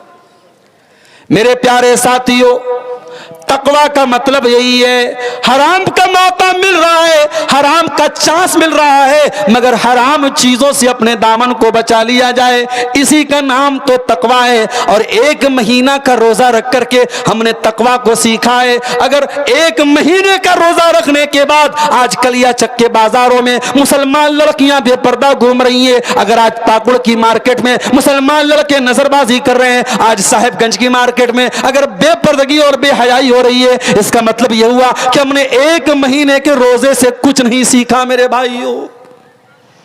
तकवा, तकवा कहते किसको है? हजरत उमर फारूक रजी अल्लाह ताला अन्हु एक मर्तबा हजरत उबई बिन काब से पूछते हैं, ऐ उबई बिन काब, तकवा किसको कहते हैं? हजरत उबई बिन काब ने कहा, ऐ अमीरुल मोमिनीन, हल मररत बितरीक़िन ज़ाति शौका, क्या आपका गुजर कभी ऐसे रास्ते से हुआ है जहां कांटेदार झाड़ियां हो, जहां कांटेदार रास्ते हो? हजरत उमर ने कहा, हुआ तो है। कहा कि ऐसे रास्ते से अगर आपको गुजरना होगा कैसे गुजरेंगे आप? हजरत उमर ने कहा, मैं कपड़े को समेट लूंगा, दामन को बचा लूंगा और दामन को बचा बचा के रास्ता तय करूंगा। कहा अमीरुल मोमिनीन, इसी का नाम तो तकवा है कि रास्ते में, जिंदगी के रास्ते में गुनाहों के कांटे आएंगे, शैतान के कांटे आएंगे, नफ्स के कांटे आएंगे, इन तमाम कांटों से अपने दामन को बचाना, इसी का नाम तकवा है। ओ मेरे नौजवानों, मैं जानता हूं आज से चैटिंग कर रहा है तो सामने कोई लड़की भी तो है, एक हाथ से तो ताली नहीं बज रही है। अगर आज लड़के गलत काम कर रहे हैं तो कहीं ना कहीं लड़कियां भी इन्वॉल्व हो रही हैं, अगर लड़कियां गलत काम कर रही हैं तो कहीं ना कहीं लड़के भी इन्वॉल्व हो रहे हैं। मैं जानता हूं बहुत मुश्किल हो गया है आज के दौर में एक नौजवान को अपने कैरेक्टर की हिफाजत करना। कॉलेज में लड़का पढ़ रहा है, लड़कियां साथ में पढ़ रही हैं, परफ्यूम लगा करके, आधे अधूरे कपड़े पहन करके जिस्म की नुमाइश कर रही हैं। ऐसे माहौल में एक लड़का उसी कॉलेज में पढ़ रहा है, अपनी नजर की हिफाजत करना, अपने कैरेक्टर की हिफाजत करना उस लड़के के लिए एक चैलेंज है, एक मुश्किल है। मगर इसी मुश्किल हालात में अपने दामन को गुनाह से बचाना, इसी का नाम तकवा है मेरे प्यारे साथियों। आप याद रखिए, इसी धरती पे हमें और आपको रहना है, इसी माहौल में रहना है, और इसी माहौल में रह करके हमें अपने दामन को गुनाह से बचाना है, और इसी का नाम तकवा है मेरे प्यारे साथियों। कभी आप कुरान में यूसुफ अलैहिस्सलाम का वाकया उठा के देखिए। यूसुफ अलैहिस्सलाम के ऊपर जो हालात आए थे मेरे प्यारे साथियों, वो हालात बड़े मुश्किल हालात थे। कुरान कहता है वरावदतहुल्लती हुवा फी बैतिहा, यूसुफ अलैहिस्सलाम जिस औरत के घर में रहते थे उसी औरत ने उनके ऊपर डोरे डाले थे। उस जमाने में कोई कैमरा नहीं था, कोई पुलिस का डर नहीं था, कोई सीआईडी का डर नहीं था। यूसुफ अलैहिस्सलाम उसी औरत के घर में रहते थे। औरत खूबसूरत थी, जवान थी, यूसुफ भी जवान थे, यूसुफ भी खूबसूरत थे, और औरत खुद बुला रही थी, और औरत ने घर के सारे दरवाजे भी बंद कर दिए थे। और फिर वो औरत कह रही है कि ऐ यूसुफ मेरे पास आ जाओ। गौर करो मेरे नौजवानों, मेरी माओ बहनों, बुराई करने का सारा मौका मिल रहा था यूसुफ अलैहिस्सलाम को। सारी सिचुएशन बड़ी खतरनाक थी, मगर यूसुफ अलैहिस्सलाम ने अपने दामन को बचा लिया। काला माअज़ल्लाह इन्नहु रब्बी अहसन मसवाया इन्नहु ला युफ्लिहु ज़ालिमून। ऐ अजीज़ मिस्र की बीवी, ऐ मेरी मलका, ऐ ज़ुलेखा, मैं तेरे दावत गुनाह पर लब्बैक न कहूंगा, मैं तेरे साथ ये गलत काम नहीं कर सकता। मेरे अल्लाह ने तेरे घर में मुझको ठिकाना दिया है, ऐ ज़ुलेखा मैं तेरे साथ ये गलत काम नहीं कर सकता। ये है तकवा। और मेरे प्यारे साथियों, अगर जिंदगी में गम से बचना है तो तकवा वाले बन जाओ। और एक जुमला बोल रहा हूं, नोट कर लो, गुनाह कभी छुप नहीं सकता है। आज हमने कोई पाप किया, कोई गुनाह का काम किया, हमने सारे सबूत भी मिटा दिए, हमने सारे गवाहों को मिटा दिया, मगर वो गुनाह एक न एक दिन दुनिया के सामने आएगा। अगर दुनिया में नहीं आएगा तो कयामत के दिन सामने आएगा। वो धरती बोलेगी यौमइज़िन तुहद्दिसु अख़बारहा, जिस धरती पर बैठ के हमने गलत काम किया था वो धरती बोलेगी हत्ता इज़ा मा जाऊहा शहीदा अलैहिम समउहुम, हमारा कान बोलेगा, कान से क्या क्या तुम बातें सुनते थे, वह अबसारुहुम, हमारी आंखें बोलेंगी हमने आंखों से क्या क्या देखा था, और हमारी चमड़ी बोलेगी। अल्लाह ताला कयामत के दिन हमारी आंखों को भी गवाह बनाएगा, हमारे कानों को भी गवाह बनाएगा, हमारे बदन की त्वचा को, हमारी चमड़ी को भी गवाह बनाएगा। इसलिए मेरे भाइयों, गुनाह से वक्ती तौर पे मजा आ जाएगा, गुनाह से वक्ती तौर पे लज्जत मिल जाएगी, मगर गुनाह का असर बहुत भयानक पड़ेगा। गुनाह आपके बीवी बच्चों को परेशानी में डालेगा, आपको परेशानी में डालेगा, आपके कारोबार को परेशानी में डालेगा। इसलिए तकवा वाले बन जाओ, गुनाह से बचने वाले बन जाओ। और जब गुनाह से बचने वाले बन जाओगे तो अल्लाह गारंटी लेता है, वलौ अन्ना अहलल कुरा आमनू वत्तकौ लफतहना अलैहिम बरकातिम मिनस समाई वल अर्दी। ऐ मेरे बंदो, अगर तुम तकवा वाले बन जाओ, तुम अल्लाह से डरने वाले बन जाओ, तो हम जमीन व आसमान की बरकत के दरवाजे खोल देंगे तुम्हारे ऊपर। ऐ बिजनेस करने वालों, ऐ मोबाइल शॉप चलाने वालों, इलेक्ट्रॉनिक सामान चलाने वालों, अल्लाह की कसम आप हराम तरीकों से पैसा कमाने के चक्कर में न पड़ो। अल्लाह हलाल से इतनी बरकत देगा कि आप सोच भी नहीं सकते। हलाल में अल्लाह बरकत नहीं देता है, बहुत बरकत देता है। हलाल के जरिए भी लोग करोड़पति बने हैं और बनते हैं मेरे साथ। अभी एक आदमी से मेरी मुलाकात हुई, कर्नाटक में, अरबपति आदमी है और हलाल तिजारत है, बेकरी का बहुत बड़ा कारोबार है। अपनी माँ के नाम से उन्होंने मदरसा कायम किया, बाप के नाम से उन्होंने मस्जिद बनाई, बहुत दीन का काम कर रहे हैं मेरे प्यारे साथियों। इसलिए ये बात याद रखिए, अल्लाह हलाल तरीके से भी आपको इतनी रोजी देगा कि आप सोच भी नहीं सकते। तो ये दूसरी चीज है, तकवा वाले बन जाओ, जिंदगी से गम दूर हो जाएगा, टेंशन दूर हो जाएगी। इस्लाम में गम को दूर करने का तीसरा तरीका, जिंदगी से टेंशन को दूर करने का तीसरा तरीका क्या है मेरे भाइयों? अल्लाह से तौबा किया करो, अल्लाह से माफी मांगा करो, अल्लाह के सामने अपने गुनाहों की माफी मांगा करो। ये जलसा हो रहा है, जलसा खत्म हो जाए, घर जाओ, वजू कर लो, और अल्लाह ताला अगर तौफीक दे तो 8 रकात पढ़ लेना, 8 नहीं पढ़ सकते तो 6 पढ़ लेना, 6 भी नहीं पढ़ सकते तो 4 पढ़ लेना, 4 भी नहीं पढ़ पाते तो 2 रकात पढ़ लेना। रात का सन्नाटा है, रात का सुहाना वक्त है, 2 रकात तहज्जुद की नमाज पढ़ लेना और अल्लाह के सामने बैठ जाना और अल्लाह से अपने गुनाहों की माफी मांग लेना, अल्लाह से तौबा कर लेना। मेरे प्यारे साथियों, ये तौबा भी आपकी बहुत सारी मुसीबतों को दूर कर देगी। अभी रमजान में ताक़रातों में हमने क्या दुआ मांगी थी? अल्लाहुम्मा इन्नका अफ़्वुन तुहिब्बुल अफ़्व फ़अफ़ु अन्ना। ऐ अल्लाह, तू माफ करने वाला है, तू माफी को पसंद करता है। ऐ अल्लाह, तू हमको भी माफ कर दे। हमने ताक़रातों में, हमने शबे कद्र में भी अल्लाह ताला से तौबा की थी, हमने अल्लाह से माफी मांगी थी। इसलिए मेरे प्यारे साथियों, तौबा किया करो, क्योंकि ये बात नोट कर लो कि हमारे ऊपर जितनी मुसीबतें आती हैं वो हमारे अपने करतूतों का फल होती हैं, अपने कामों की सजा होती है। वमा असाबकुम मिन मुसीबतिन फबिमा कसबत अयदीकुम। ऐ मेरे बंदो, तुम्हारे ऊपर जो भी मुसीबतें आती हैं वो तुम्हारे अपने करतूत का नतीजा होती हैं, अपने गुनाहों की सजा होती है। लिहाजा अल्लाह ताला से मफ़रत तलब किया करो, माफी मांगा करो। हज़रत नूह अलैहिस्सलाम अपनी कौम से कहते हैं, फ़कुल्तुस्तग़फ़िरू रब्बकुम इन्नहु कान गफ़्फ़ारा। ऐ मेरी कौम के लोगों, अल्लाह ताला से इस्तिग़फ़ार किया करो, अल्लाह ताला से माफ़ी मांगा करो। अल्लाह बहुत बख्शने वाला है। युरसिलिस समाअ अलैकुम मिदरारा। जब तुम अल्लाह से माफ़ी मांगोगे, जब इस्तिग़फ़ार करोगे, अल्लाह आसमान से बारिश भी नाजिल फरमाएगा। वयुमदिदकुम बिअमवाल। अल्लाह माल भी तुमको देगा। वयजअलकुम जन्नाति वयजअलकुम अनहारा। अल्लाह माल भी देगा, अल्लाह औलाद भी देगा, अल्लाह बाग भी देगा, अल्लाह नहरें भी देगा। इमाम हसन बसरी के पास एक आदमी आया, उसने कहा, इमाम साहब, कारोबार में बड़ा घाटा हो रहा है, बड़ा नुकसान हो रहा है, कोई दुआ बता दीजिए, कोई तरीका बता दीजिए। इमाम हसन बसरी ने कहा, जाओ इस्तिग़फ़ार करो। दूसरा आदमी आया, इमाम साहब, शादी के कई साल हो गए, औलाद नहीं हो रही है, औलाद की नेमत से महरूम हूं। कहा, जाओ इस्तिग़फ़ार करो। तीसरा आदमी आया, इमाम साहब, बारिश नहीं हो रही है, सूखा पड़ा हुआ है। कहा, जाओ इस्तिग़फ़ार करो। चौथा आया, इमाम साहब, मेरे खेत में पैदावार नहीं हो रही है, मेरे पेड़ों में फल नहीं आ रहा है। कहा, जाओ इस्तिग़फ़ार करो। लोगों ने कहा, ऐ इमाम हसन बसरी, क्या बात है, हर मसले का एक ही हल बता रहे हैं, हर मरज़ की एक ही दवा बता रहे हैं। कहा, वो लोगों, ये दवा मैं नहीं बता रहा हूं, ये दवा कुरान बता रहा है, ये कुरान के 29वें पारे में अल्लाह बता रहा है, फ़कुल्तुस्तग़फ़िरू रब्बकुम इन्नहु कान गफ़्फ़ारा युरसिलिस समाअ अलैकुम मिदरारा।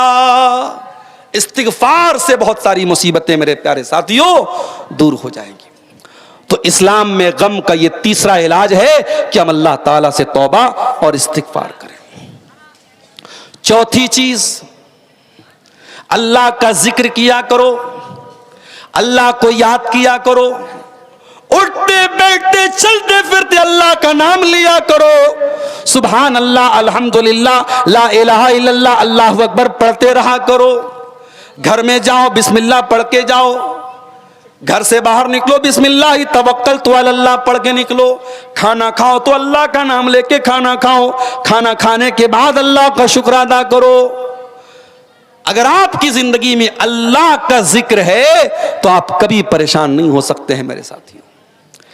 अल्लाह के प्यारे नबी फरमाते हैं कि अल्लाह ताला कहता है, अना इंदा ज़न्नी अब्दी बी व अना माहू इज़ा ज़करनी। मैं अपने बंदे के साथ होता हूँ, मेरा बंदा जब भी मुझको याद करता है मैं अपने बंदे के साथ होता हूँ। अगर मेरा बंदा अकेले में मुझको याद करता है तो मैं भी अपने नफ्स में उसको याद करता हूँ। अगर मेरा बंदा किसी महफिल में मुझको याद करता है, मैं उससे अच्छी महफिल में उसको याद करता हूँ। अगर मेरा बंदा एक बित्ता मेरे करीब आता है, मैं एक हाथ उसके करीब आता हूँ। अगर मेरा बंदा एक हाथ मेरे करीब आता है, मैं एक गज उसके करीब आता हूं। मेरा बंदा चल के मेरे पास आता है, मैं दौड़ के उसके पास आता हूं। अल्लाह बहुत करीम है मेरे प्यारे साथियों। ये एहसास अपने अंदर पैदा कर लो कि अल्लाह हमारे साथ है। हिंदुस्तान के मौजूदा हालात और हमारे कौम के जो हालात हैं, हमें यह बात याद रखनी चाहिए कि अगर हमारे दिल में यह एहसास है कि अल्लाह हमारे साथ है तो अल्लाह जरूर हमारी मदद करेगा। मेरे प्यारे साथियों, याद करो अल्लाह के नबी जब गारे सौर में थे, अल्लाह के प्यारे नबी जब गारे सौर में थे अपने अबू बकर सिद्दीक के साथ, अपने दोस्त के साथ, कुरान कहता है इल्ला तंसुरुहु फक़द नसरहुल्लाहु इज़ अख़रजहुल्लज़ीना कफ़रू सानी अस्नैनि इज़ हुमा फ़िल ग़ार इज़ यक़ूलु लिसाहिबिही ला तहज़न इन्नल्लाहा माना।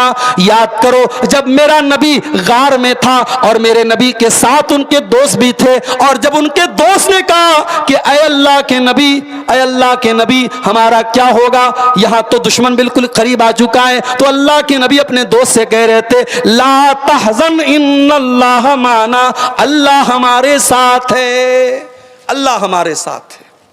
अगर आप अल्लाह वाले हैं अल्लाह आपके साथ रहेगा। मेरे प्यारे साथियों, ये अकीदा बना लो, ये सोच बना लो, ये मेंटालिटी बना लो कि अल्लाह हमारे साथ है। ये सोच अगर बन गई तो इंशाअल्लाह कभी मायूस नहीं होगे मेरे प्यारे साथियों। और ये भी याद रखो अल्लाह के लिए कोई चीज इम्पॉसिबल नहीं है। अभी एक सवाल आया मेरे पास कि हमारे यहां चांद अलग निकलता है, सऊदी अरब में चांद अलग निकलता है।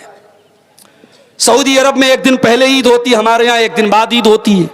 तो जब हम ताक रातों में जागते हैं तो सऊदी अरब में लोग नहीं जागते हैं, जब वहां जागते हैं तो हम नहीं जागते हैं। तो एक साथ अलग अलग जगह पे ताक रात कैसे हो सकती है? अगर लैलतुल कद्र है तो एक ही टाइम होगी, सऊदी अरब में अलग लैलतुल कद्र और इंडिया में अलग लैलतुल कद्र कैसे होगी? तो मैंने समझाने के लिए एक मिसाल दी। मैंने कहा अच्छा ये बताओ कि अल्लाह के रसूल फरमाते कि जब सूरज डूबता है तो अल्लाह के अर्श के आगे सजदा करता है। यह अल्लाह के नबी की सही हदीस है कि सूरज जब डूबता है तो अल्लाह के अर्श के आगे सजदा करता है। अब जब इंडिया में सूरज डूबा, जब हमारे यहां मगरिब का टाइम हुआ, तो दुनिया में कहीं और फजर का टाइम भी हो गया, वहां सूरज निकल रहा है, कहीं रात भी है कहीं सुबह भी है। दुनिया में ऐसी टाइमिंग है कि हमारे यहां जब सूरज डूब रहा है तो कहीं निकल रहा है। तो अब इस हदीस का क्या मतलब लेंगे आप? अल्लाह के नबी तो फरमा रहे सूरज जब डूबता है अल्लाह के आगे सजदा करता है। इसका मतलब यह हुआ कि अल्लाह ताला कोई काम कैसे करता है इस पर हमें सवाल उठाने की कोई जरूरत नहीं है। अल्लाह हर चीज पर कादिर है मेरे प्यारे साथियों। अल्लाह कब कैसे क्या मदद कर देगा अपने बंदे की, बंदा सोच भी नहीं सकता है मेरे साथियों। इसलिए मेरे प्यारे साथियों अपनी तौहीद को मजबूत कीजिए। मूसा अलैहिस्सलाम का वाकया सुना के बात खत्म कर रहा हूं। मूसा अलैहिस्सलाम जा रहे थे अपनी कौम को लेकर के, और पीछे फिरौन आ रहा था लश्कर लेकर के, और सामने दरिया था, समुंदर था, पानी था। कुरान कहता है फलम्मा तरा अल जमानी काला असहाबु मूसा इन्ना लमुदरकून। जब फिरौन और मूसा अलैहिस्सलाम का आमना सामना हो गया, जब दोनों लश्करों का आमना सामना हो गया, तो मूसा अलैहिस्सलाम के साथियों ने कहा ऐ मूसा सामने पानी है, पीछे फिरौन का लश्कर है, भागने का कोई रास्ता नहीं है, अब तो हम पकड़ लिए जाएंगे, अब तो हम गिरफ्तार हो जाएंगे। काला कल्ला इन्ना मई रब्बी सयहदीन। मूसा अलैहिस्सलाम ने कहा ऐसा कभी नहीं हो सकता, मेरा अल्लाह मेरे साथ है, मेरा रब मेरे साथ है, वो जरूर कोई ना कोई रास्ता निकालेगा। जब मूसा अलैहिस्सलाम ने इतने यकीन के साथ कहा कि मेरा अल्लाह मेरे साथ है, तो अल्लाह ने मूसा अलैहिस्सलाम से क्या कहा? फ़अौहैना इला मूसा अन इज़रिब बिअसाकल बहरा। ऐ मूसा अपनी लाठी को पानी के ऊपर मार दो। मूसा अलैहिस्सलाम ने पानी को लाठी को पानी पर मारा। फनफलक फकान कुल्लु फिरकिन कत्तौदिल अज़ीम। पानी के अंदर दो टुकड़े हो गए, पानी के अंदर रास्ता बन गया। फरक्का का ब्रिज बनने में कई साल लग रहे हैं। आज एक समुंदर के ऊपर एक ब्रिज बनने में करोड़ों की लागत लगती है, और यहां अल्लाह ने एक लाठी के जरिए समंदर में ब्रिज बना दिया, रास्ता बना दिया। दोनों तरफ का पानी रुक गया और उसी रास्ते पर मूसा अलैहिस्सलाम अपने साथियों को लेके चले गए। मेरे प्यारे साथियों, अगर हमारी जिंदगी में अल्लाह तबारक व तआला की जात पर तवक्कुल होगा, अल्लाह की तौहीद होगी, तो इंशाअल्लाह हमें कोई गम और कोई टेंशन नहीं होगी। मौजू बहुत वसी था, और भी पहलू थे, लेकिन हमारे बुजुर्ग हमारे मोहतरम शेख बदरुद्दोजा साहब तशरीफ़ ला चुके हैं। मैं अपनी बात को यहीं पर ख़त्म करते हुए अल्लाह से दुआ करता हूँ रब्बुल आलमीन हर गम और हर टेंशन से हम सब की हिफाजत फरमाए। अल्लाह ताला हमें तौहीद पर कायम रखे। मेरे भाइयों, आप हजरात इस मस्जिद के लिए चंद मिनट में आपके सामने बैठा हूं, आप आइए और आगे बढ़ करके कुछ इस मस्जिद के लिए आप ताउन करते हुए जाइए।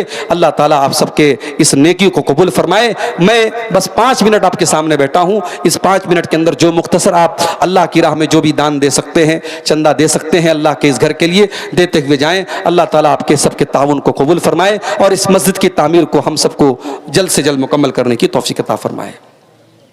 आइए आइए, जल्दी आइए।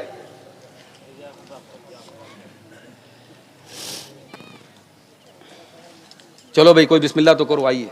जज़ाकल्लाह खैर। वालेकुम सलाम। मौलाना साहेब मुसाफिर मानुष आছেন, ওনার হাতে আপনারা একটু দেন, দানগুলো দেন। 5 মিনিটের মধ্যেই উনি নিশ্চিত করে দেবেন ইনশাআল্লাহ। ওয়ালাইকুম সালাম, জাযাকাল্লাহ খৈর। তাড়াতাড়ি করেন ভাই।